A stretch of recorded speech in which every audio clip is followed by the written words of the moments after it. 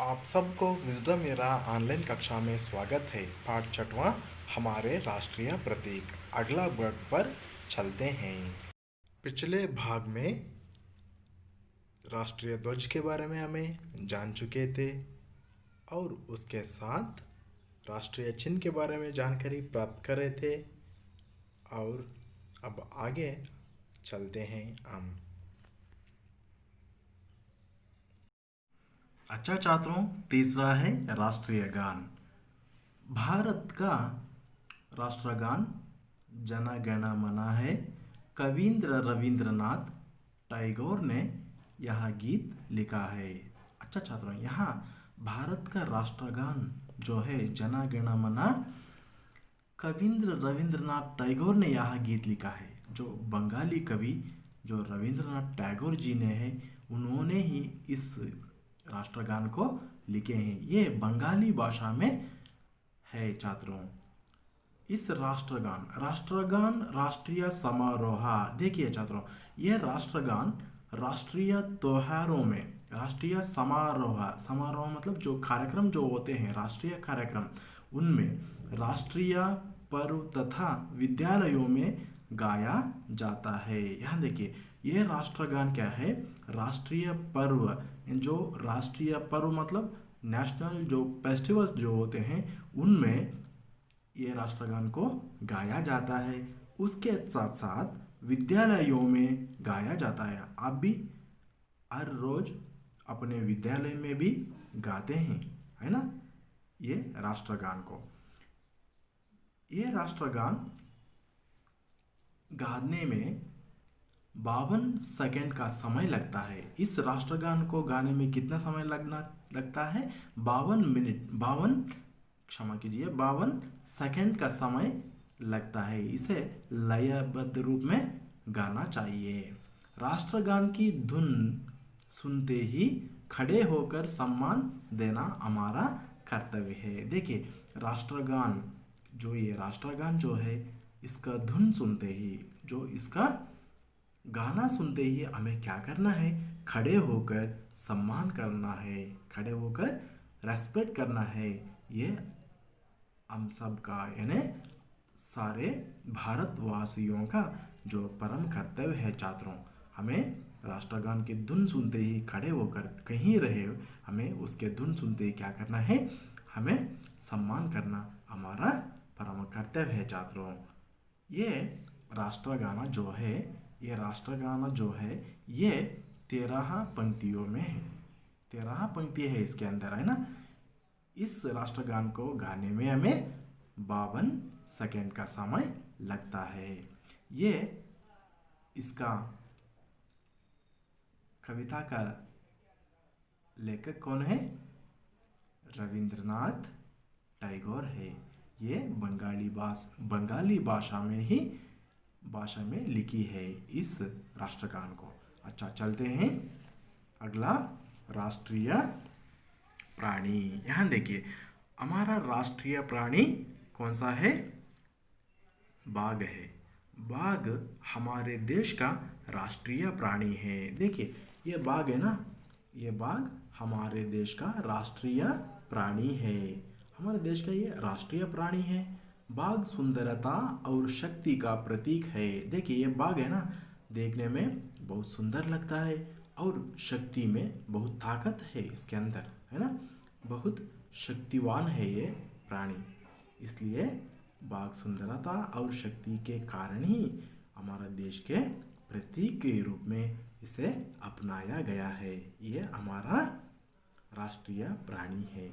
इसके शरीर पर धारियां हैं। देखिए, यहाँ ये बाघ है, बाघ के शरीर के ऊपर जो काला और जो रंग है, देखो ब्राउन जो रंग है इसके ऊपर, ये क्या है? इसके ऊपर शरीर के ऊपर जो धारियां होती है शरीर के ऊपर, यहाँ पशु जंगलों में तथा राष्ट्रीय अभयारण्यों में पाया जाता है। जो ये बाघ, जो ये पशु है, ये ज़्यादा जंगलों में पाया जाता है। ज़्यादातर राष्ट्रीय अभयारण्यों में, यानी बंडीपुरा अरण्य, इस तरह बहुत सारे अरण्य है जो बड़े बड़े अरण्यों में ये पाया जाता है राष्ट्रीय प्राणी। अच्छा, चलते हैं। पांचवा कौन सा है? पांचवा राष्ट्रीय पक्षी मोर है छात्रों। यहाँ देखिए, पांचवा कौन सा है? राष्ट्रीय पक्षी मोर है। हमारे देश का राष्ट्रीय पक्षी मोर है। देखिए, हमारे देश का राष्ट्रीय पक्षी कौन सा है? मोर है। इसके पंख रंग बिरंगे होते हैं। जो इसके ये जो पंख है, ये क्या है? रंग बिरंगे होते हैं। गर्दन, जो इसके जो गर्दन है, ये गर्दन जो है ना, इसके गर्दन नीली तथा लंबी होती है। देखिए, इसका गर्दन जो चमकदार नीली में होती है, जो इसे देखते ही वो क्या शाइनिंग आता है उसके गर्दन में, जो चमकता है वो, है ना, नीली और लंबी है। देखिए, उसका जो शरीर से भी क्या है, वो गर्दन उसका लंबी होती है।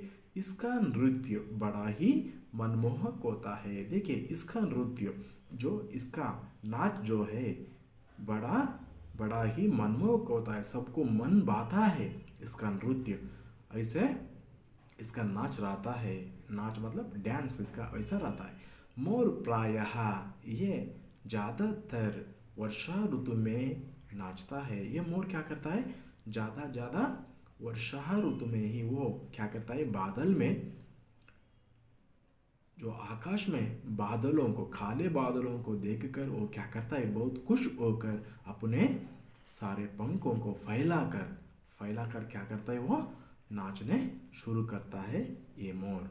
ये हमारा राष्ट्रीय पक्षी है। इसकी आवाज़, जो मोर की आवाज़, जो उसकी आवाज़ जो होती है, वो कहाँ तक सुनाई देती है, वहाँ तक एक सांप भी नहीं रहेगा। सांप इसके आवाज़ सुनते ही वो क्या करता है? सांप वहाँ कहीं भी नहीं जीवित करता। सांप बहुत दूर चले जाते हैं सांप, क्योंकि ये कीड़े मकोड़े सांप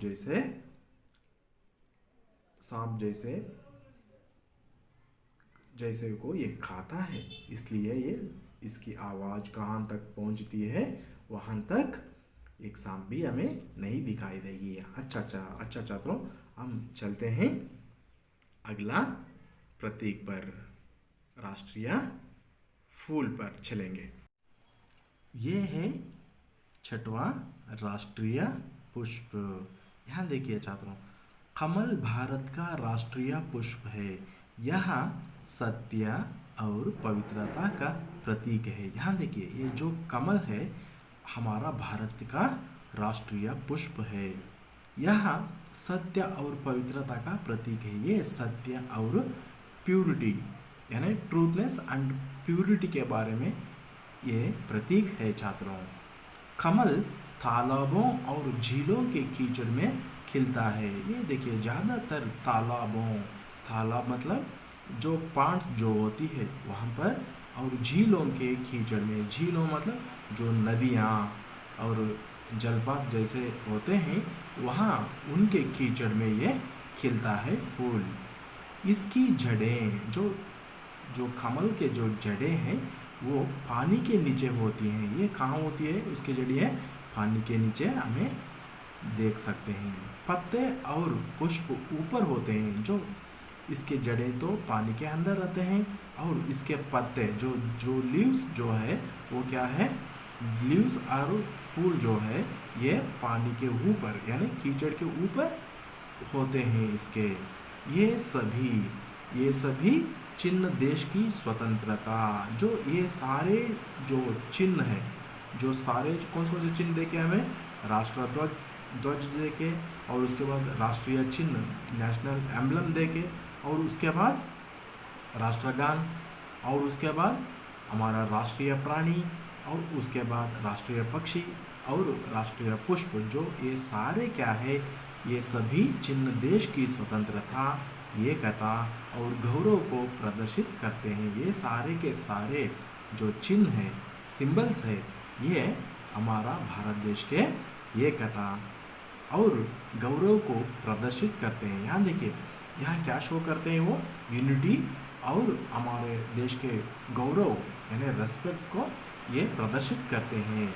इनका सम्मान करना हमारा कर्तव्य है। जो ये सारे के सारे सिंबलों को हमें सम्मान करना हमारा कर्तव्य है छात्रों। अच्छा छात्रों, ये रहा आपका पाठ। हम अगला पाठ में फिर मिलते हैं। वहाँ तक आप स्वस्थ रहिए, अपना पढ़ाई को जारी रखिए। धन्यवाद।